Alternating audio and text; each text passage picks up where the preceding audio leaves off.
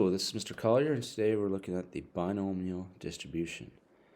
Okay, here we have a bias coin for which probability of heads is 0.2. So of course the probability of tails is 0.8 because those probabilities had to add up to 1.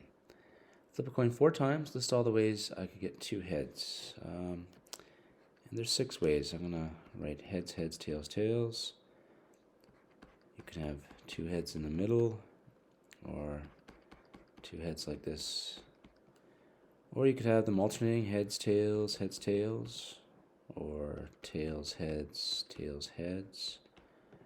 Or you could have the case where you have 2 tails in the middle and then a head at first and the last flip. So there's 6 ways of this to happen. Find the probability of getting 2 heads. Well, there's 6 different probabilities we have to add together, but they're actually all the same. The first probability is, let's write it down, probability of heads, tails. This probability is 0.2 times 0.2 times 0.8 times 0.8. And the probability of tails, heads, tails is 0.8, 0.2, 0.2, 0.8. They're all the same. So that means the probability of 2 heads is going to be 6 times this probability right here, which we can condense into 0.2 squared, 0.8 squared. Okay, if you do it on the calculator, you get 0.1536 or 15.36%. That's the probability of 2 heads. Okay, next we have this example. When taking a penalty, I know that past experience that a probability I score is 3/4. I take 5 penalties. List all the outcomes in which I score 4 times. Well, you could score 4 times and miss the last one, so this is not score at the end. You could have the 4th one be a miss. You could have the middle one be a miss. So you get 5 different ways this can happen. 5 different ways. Find the probability I score 4 times and 5 penalties. So that is going to be, they're all going to be the same, just like a previous example. We have probability of scoring is, well, I don't need brackets. Let's just write it out as fractions. 3/4 times 3/4 times 3/4 times 3/4. And then we need 1 miss. And there's 5 ways that can happen, so you multiply this by 5. In other words, it's 5 times 3/4 to the power of 4 times 1/4. Do that on your calculator, you get 0.396 or 39.6%. Okay, so there's a lot of similarities between these two. It's just maybe you could write out the probability equals the number of ways times probability. Probability of the thing happening. In probability terms, we call that probability of success to the power of the number of successes. In this case, the number of S's was 4.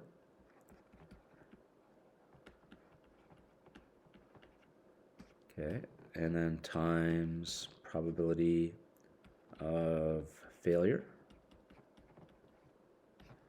to the power of the number of failures.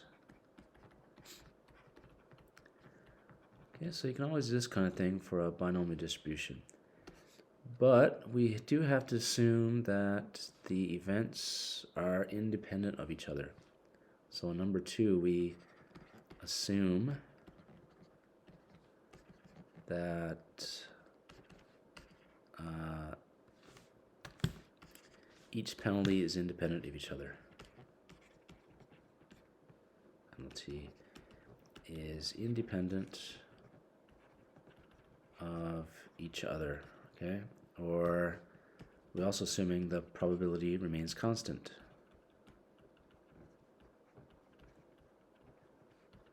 Okay, so we're assuming it remains a constant 3/4, but some things can affect that. Remains constant. Okay, and if you missed the first one, maybe there's a greater probability of missing the other ones because the person's not having a good day, or maybe the mood has changed because they missed the first one. So some things will affect this probability. It may not be independent. But if they're independent, this probability totally works. Okay. What aspect of the question made it slightly easier to complete than might otherwise have been? Well, there's only one failure, so that made it easier to calculate, to list all the possibilities. Only one failure, only 5 ways to count. This number could be very high, so it's not always feasible to list all the possibilities. We can do it on our calculator. Okay, so I talked about some of this already. We say the number of events is called the number of trials. And we say success or failure. I talked about that already. And to use this binomial distribution app on our calculator, each trial must be independent and identical to the others. Okay, so that's important to note. Here's a notation.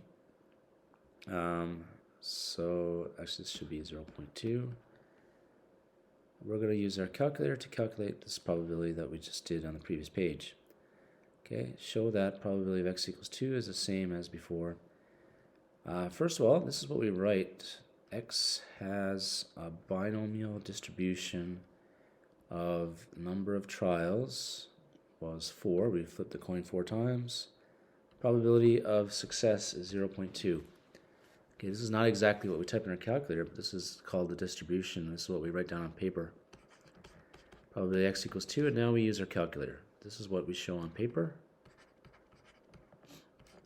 And on our calculator, we type in, I will do that now. We go to this toolbox, probability, density, it's called the probability density function, binomial.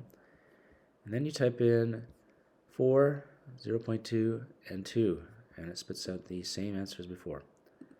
4, 0.2, comma 2. So 0.1536 is what we got before. 1536. So on your calculator, you do binomial 4, 0.2, comma 2. This is how you write and show your work. Okay, next we have a different question. Probability of people being left-handed is 20%. Find a probability out of 8. So this is a binomial distribution. 8 is the number of trials and 0.2 is the probability. So then you can just type these values into your calculator. Okay, so let's do that.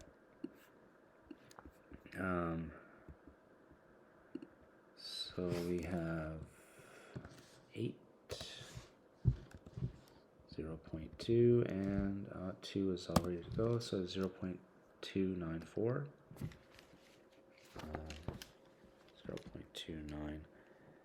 0.294, and for this one here, we can copy and paste and do a 3. So 0.147. 0.147.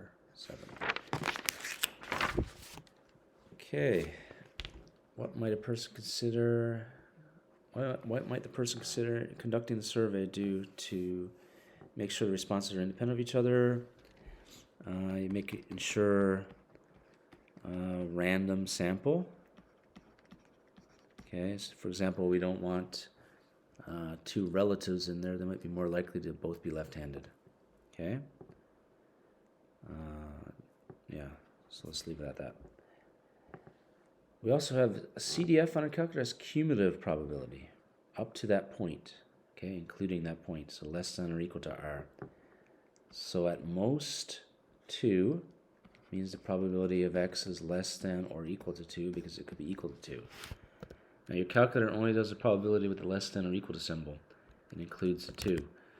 So we need to go to a different thing here. Oops, let me go back and click on this, and probability, cumulative this time, binomial, and then the same number is 8, 0.2, and this time we type in 2, and it gives you the probability of 0, 1, or 2, the cumulative probability, 0.797.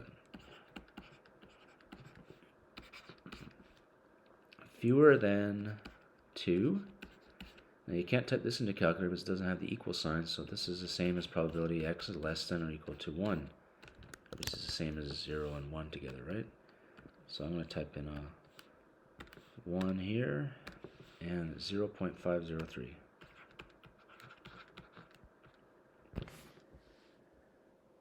Okay, you can also get between 2 values if you type in 2 numbers here at the end.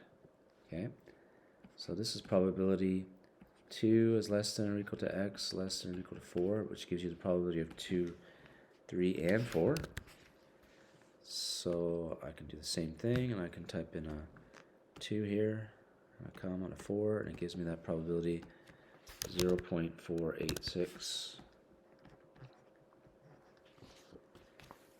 Okay, and this one here is more than 3.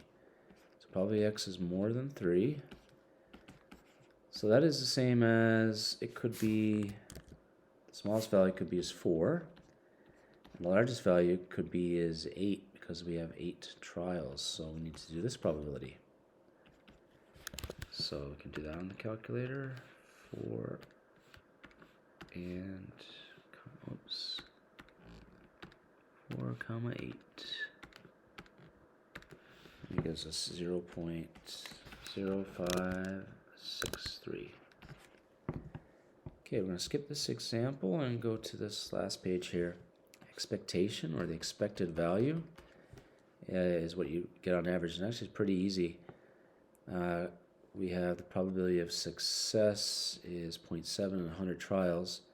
So 75% of the time we have success, so that you would expect it to be 70, right? So you just multiply those numbers together. 0.7 times 100 equals 70. So the formula for expected value is just NP, the expected value of a binomial distribution. And variance is simply this formula right here. It's a measure of how much we expect the outcome to vary if we repeat it many times. So this is just the formula that we have in our formula booklet. Variance is sigma squared, and sigma is standard deviation, so that's important to note. So I roll a die 12 times, record the number of 6s. So this is a binomial distribution with 12 and 1/6, because the probability of a 6 is 1/6. Expected value is just NP, which equals 12 times 1/6. We would expect to see 2 6s if we roll a die 12 times. The variance, we use the formula above, NP times 1 minus P. Okay, that is 12 times 1/6 times 1 minus 1/6, which equals 2 times 5/6, which is 5/3, or 1.67 approximately. So on average, we should get about so the variance is 1.67. Standard deviation, of course, equals the square root of the variance. So square root of 1.67. Let's go do that on the calculator. Let's do the exact number, 5/3. Oops, sorry. Let me try that again. Square root. We can stick a fraction inside. 5/3. 1.29. So the standard deviation is about 1.29.